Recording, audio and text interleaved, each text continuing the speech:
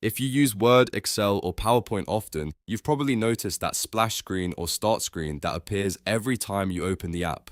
While it can be helpful for some users, others just want the program to open straight to a blank document, spreadsheet, or presentation without any extra clicks. In this video, I'm going to show you exactly how to disable the splash screen in Word, Excel, and PowerPoint so you can speed up your workflow and get right to work.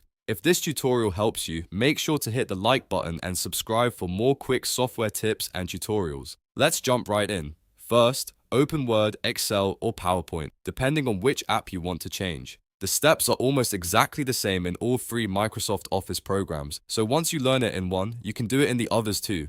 After the app opens, look up to the top left corner and click File.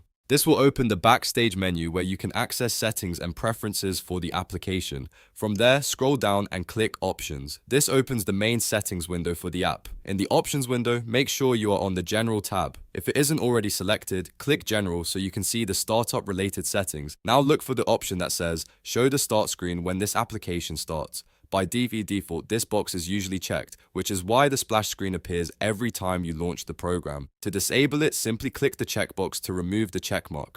Once that option is turned off, the application will no longer show the start screen when it opens. Instead, it will go directly to a new blank file, which saves you time every single day. After unchecking the box, click OK to save your changes. That's the final step. Now close the app and reopen it to test the setting. You should see Word, Excel, or PowerPoint launch directly into a blank document, blank workbook, or blank presentation without stopping at the start screen first.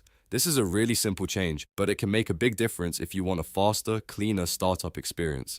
And if you manage multiple Office apps, you can repeat the same steps in each one individually to keep everything consistent. If this video was useful, don't forget to like this video, subscribe to the channel, and turn on notifications so you never miss another easy tech tutorial. Thanks for watching, and I'll see you in the next one.